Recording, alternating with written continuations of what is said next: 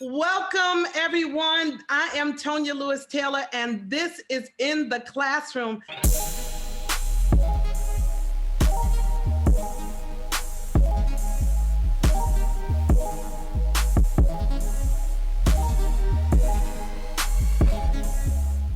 Joining us this afternoon is our guest, my friend, Queen Diva, Bevy Smith. I will tell you a little bit about her. She is a longtime Harlem resident, born and raised. She is a prolific American radio host, a TV personality, and a businesswoman. As a pop culture and fashion expert, Bevy served as moderator of Bravo's TV Revolutionary Fashion Queens and was a former co-host of the nationally syndicated Page 6 TV, and is the host of the daily radio Bevelations on Sirius XM Radio, which features a wide-ranging conversations about culture and celebrity guests like Pharrell Williams, Don Lemon, and Kate Hudson. She's won many awards, including Black Women in Media Pioneer Award, and has hosted some of the most incredible events, such as the Apollo Theater's Homage to Billie Holiday. And her debut memoir is out called Bevelations that came out in January. Please welcome and give it up to Bevy Smith. Come on, give her a big I will in the classroom welcome. So Bevy, tell me a little bit about you. So we know that you're Harlem born and bred, but what schools did you go to? Tell us a little bit about yourself. Yeah, so I went to PS 200 for grade school, which is on 148th Street and Adam Clayton Powell Boulevard. And then I went to IS 10, which was adjacent to it. So it was just like two schools joined together. Then I went to Norman Thomas High School. Wow. And then for college, I went to NYU. So when did you get interested in fashion? I didn't know that I had an interest in fashion. I just liked to dress nice. And I was just in a community where people always looked nice. And my mother dressed nicely and all that kind of thing. And so it was kind of like I learned about fashion through osmosis, from observing other people in my community and everything. And it wasn't until I got a job as a receptionist at an advertising agency that I realized that you could have an actual career in fashion. I didn't know that initially. You know, I always think it's so important for us to make sure that our kids know how many different types of careers there are out there based on their various interests. Because, you know, someone who likes fashion could think that they need to be either a fashion designer or a model. But there's so many other careers that you can have in the fashion business that don't, require you to be a designer or a model. That is amazing. And it's so interesting that you said that, because our program is focused on helping young people really develop their goals and aspire to what they want to do in life. And so that is really key information. I remember, you working in the industry and just always being so polished and always, looking the part. Who were some of your fashion icons? Again, it goes back to my community. There were people that I saw in my community that were fashion icons for me. My mom was a fashion icon for me. But, I think that there's so much creativity and so much inspiration just in your own communities. And that's something very healthy to do. We have to kind of teach children to look at where they're at, where they're from, and see the beauty in that outside of themselves. I've worked with so many big famous stars and everything. But for the most part, our children probably won't ever get a chance to work with these people. So seeing them do something that's really very cool or aspirational is not going to help them as much as seeing people in their own community do something really cool and aspirational. That's amazing. Never negate what we have. You became the senior director of luxury at Rolling Stone magazine. I mean, that sounds expensive, girl. Yes. How did you get that job? How did that all come about? Oh, I got that job because I had already been at Vibe magazine, which is a right. Black magazine, Black music, Black culture. And it was such an important job for me. It was the first time I'd ever worked in an predominantly all Black environment. Absolutely. And it was very freeing to be in that kind of a space. And I had done so well at that job, and had broke lots of fashion advertising like Christian Dior and Louis Vuitton and Gucci and all these different big brands. And that's when Rolling Stone magazine came to me and offered me the position.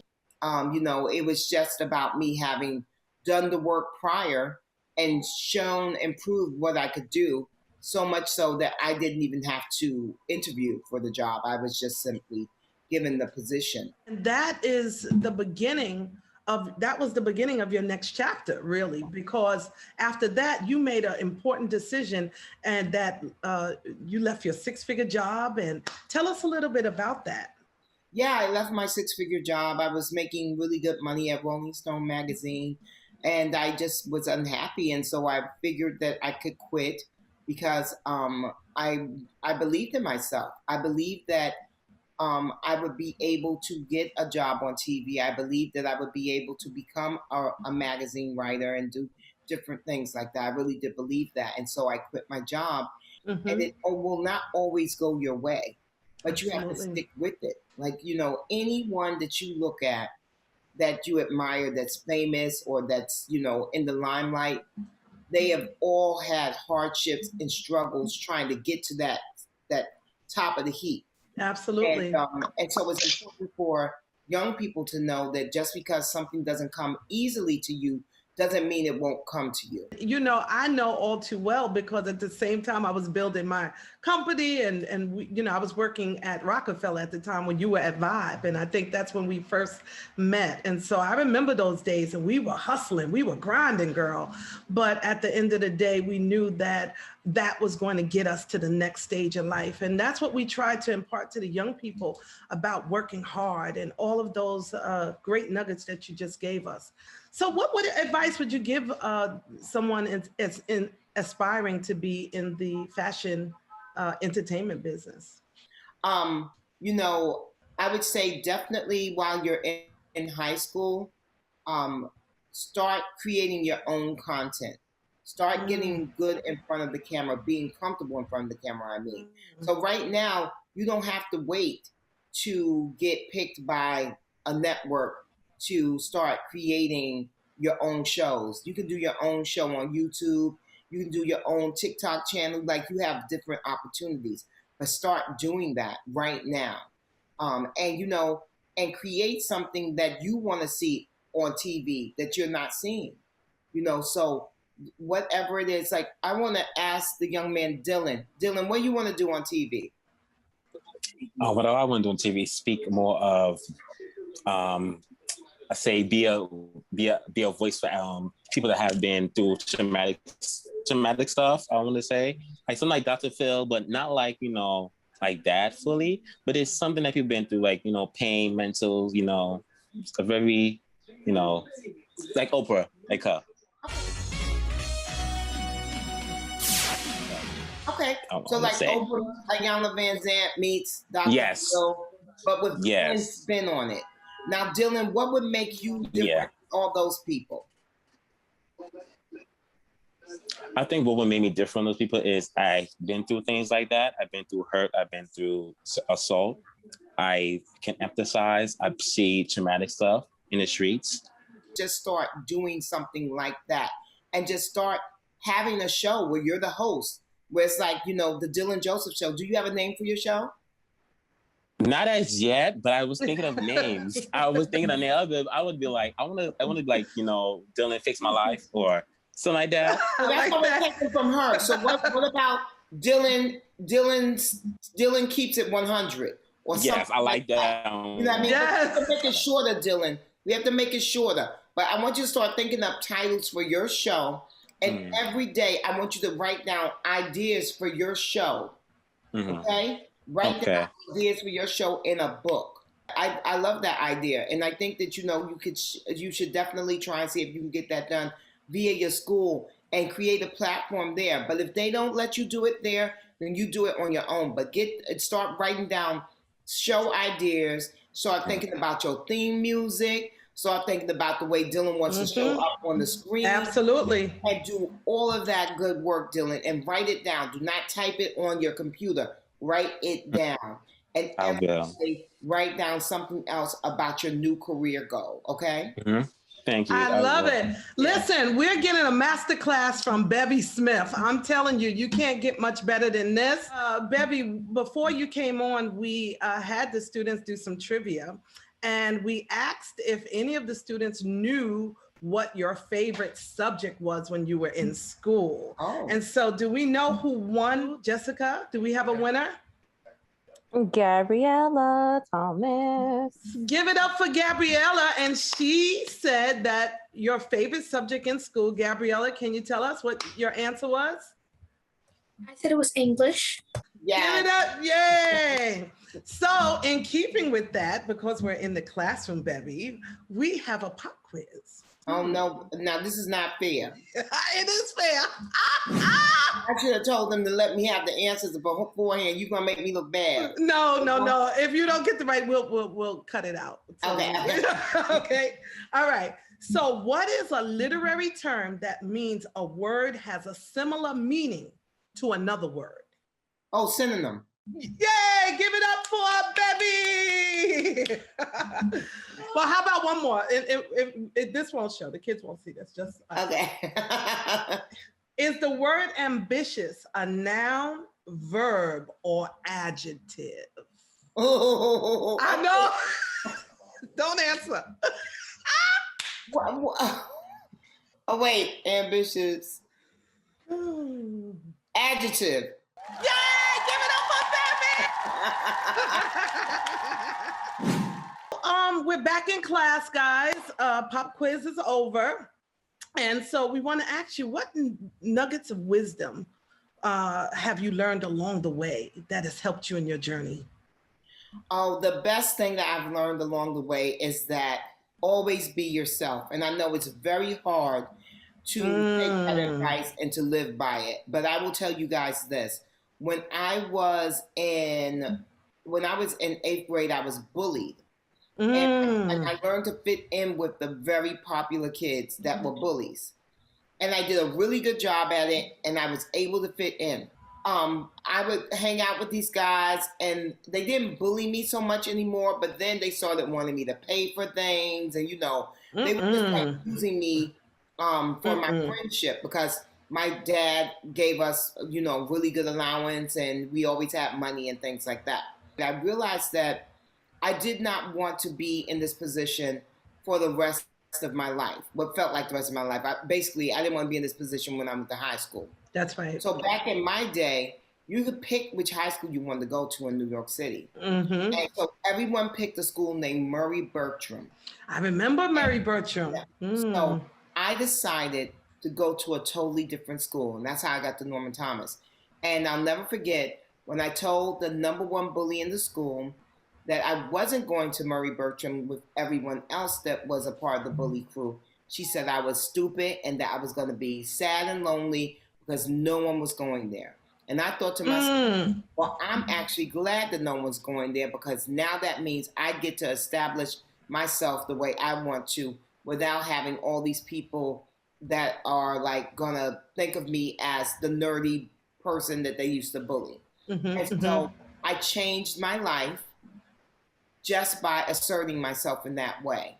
And sometimes you have to assert yourself. You have to know who you are, and you have to play to that authenticity. And I don't think that I would be where I am now if I hadn't changed my life when I was 13 years old and made that decision to not follow along and follow after the bullies and the cool kids. I became my own cool kid. So really what you did was you learned how to choose the right opportunities for yourself. That's really what you did. Also, I think more importantly, I learned how to make an opportunity for myself, because. That's good, Bevy. Yeah, Woo! it wasn't obvious. So I was determined not to be like them, And that's folks too that I think you can learn in life, that just because something bad happens to you and you're able to overcome it you don't let that change who you are. Absolutely. You know what type of person you want to be. And so you should be working towards that. Absolutely. And what you did was took the experience, the pain that you received, and you didn't turn that pain on someone else, but you actually was able to now help other people and show love where someone didn't show you love. And I think that that's always amazing when you can do that. And it shows growth, and it shows humility, and it shows love, and it shows caring. And that's always amazing. It's now time for lunch. So let's give it up for Miss Bevy Smith, who is a product of the New York City public school system. And as a product of the New York City public school system, you know all about school lunch. Yes. So let's give you an option. You can have pizza or the school hamburger. Which do you choose? Pizza, duh. You like the school pizza? I hated the school pizza. The square pizza? Yeah, I didn't like it. You liked it? I mean, much more than that hamburger. Ugh. I know. We didn't even know what was in that mystery meat, right? No. So we are back from lunch with Bevy Smith, author, radio host, TV personality. And we are so excited about talking to her. And in talking to her about her journey, the word that stuck out to me was perseverance. So perseverance, to persevere means continued effort to do or achieve something despite difficulties, failure, or opposition. And I think while we've been talking with you, that has been really your life. You have achieved amazing things despite obstacles, failure, or opposition. What do you say to that? For me, persevering means that in my life, I continually try new things, even if it scares me. Even if it means that I might fail and it would be, embarrassing because, now I have a national, platform. I've just now started acting, and I'm going to be on an Amazon show in the fall as an actress. And that's something that I'm trying to do. And it scared me to go on set. And I'm on set with real actors, with Megan Good, and lots of other people that you guys have seen. But I'm doing it because it's something that I really have always wanted to do. And for a lot of years, I did allow my fear of failure to stop me from pursuing it. But now I'm persevering and I'm pushing through, and that is what I'm focused on. Nothing beats a failure but a try. So I think that was well said, well said. So at this time, we're going to open it up for some student questions. I think, Carla, you had a question. Was that you, Carla, that had a question? So we're going to let you jump in and let these young people ask some questions. So take it away, Carla. Hi, Carla. Hi, Bevy. How are you? So I've been following your career since I could have followed it. I'm only like 31. So, I'm so excited. So I know you worked in publication for like hip hop magazines and fashion. I'm in fashion now, like for myself. Yeah, I work for I'm a designer right now. I work for Calvin Klein, which is like really exciting. And I know how the journey is for young Black girls going into fashion, and initially I wanted to go into where you went, into like writing, because I got my first degree in English and I got my second degree at Parsons. So I was like, oh, let me just get into that field. But it was kind of hard. I think a lot of the students on here, and this is a question for me, not question, but it was like a question of something I wanted you to speak towards for me, and also the kids in here, they could like learn about it. I think a lot of kids, they don't know there's different avenues in different sectors. And I think people automatically think they should be going to Vogue or going to all of these publications when we tend to overlook our own publications, where it's like the Vibe magazine at that time, the Source magazine at that time, a lot of these like a lot of people tend to overlook that. Why didn't you overlook those? And I kind of know why, because I read. Well, because I saw value in the places that hired people that looked like me and chronicled our culture.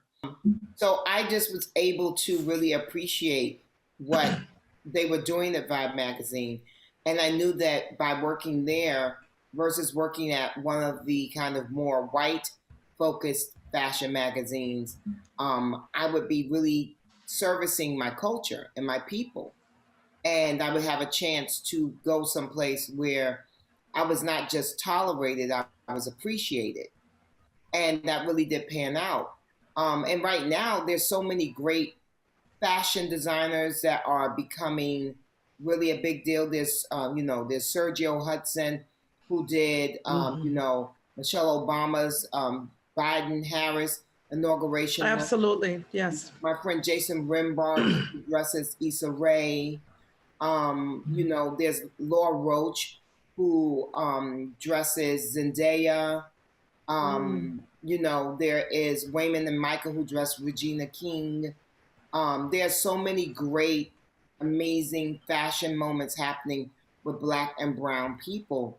And so now there's literally, if you're a Black or a brown person, there's really no reason for you to overlook our very own culture and the people that are making really great, significant contributions to the culture through fashion. There's great opportunities now, and even those big white kind of establishments are having to look at us and look at our talent and look at what we give to the culture and really start to appreciate it and to recognize it. Thank you so much, Carla, for that question. We're going to go to Gabriella. She's a sixth grader from MS 126. Gabriella, what is your question?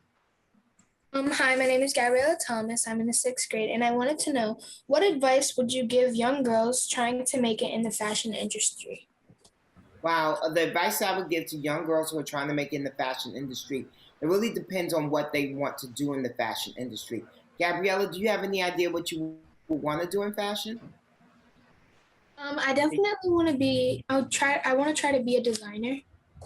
Gabriella, I would advise you to start trying to find people that, have a similar background to yours and see how they got started in fashion. There's a lot of different ways to become a designer now. It's not the old idea that you had just one way of becoming a designer. Absolutely. So, Gabrielle, the first thing I want you to do is start devouring information about designers. See Black designers and brown designers doing great stuff. Thank you so much, Gabrielle. I hope to see you in 8 years as a fabulous little designer. Absolutely. Or right now. You can start right now. That's right. Okay, moving on. Angel Vasquez has a question for you. Angel, what's your question to Miss Bevy Smith? Hi, hello. Can you hear me, right? Yep. Hi. Yep. Well, hello, my name is Angel. I am 16 in the 10th grade. I go to Esperanza Cyber Charter School. So my question involves my personal life in a way. So a few years back, I lost my father, and I suffer from it still, but I still keep going. I do YouTube and Twitch, so it's like a social platform, like what you say. Sometimes it makes me feel demotivated, and I just want to know, how do you bring yourself up during dark times like that? Yeah, I'm so sorry that you lost your dad, Angel. I lost my dad. On Sunday, it'll be a year since I lost my dad. Oh, wow. I know how you feel with the loss of your father and everything. And what I do when I feel down is I really do try and think about what my father would have wanted me to do, like how he would have wanted me to live and the things that he would want me to keep doing. My father's the reason why I've traveled all over the world. I've been to every continent in the world except for Antarctica. And when I go, which I intend on going in the next year, when I go, it will be because I want to go and take my father's ashes and scatter some of them. Oh, Bev. Because he that's someplace he always wanted to go to. Wow.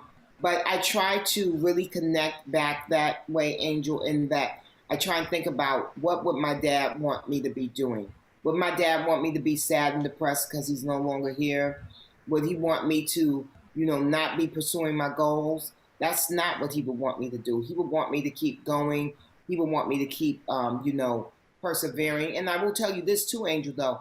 I go to therapy.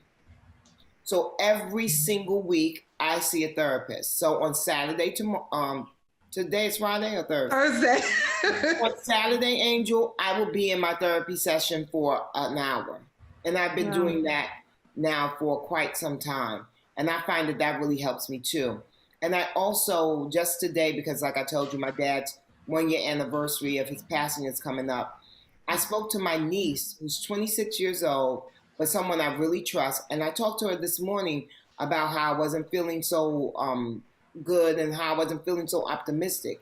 I was feeling depressed too, Angel. And I just by being able to talk to my niece about that and really talk to her honestly, because she's someone who doesn't judge.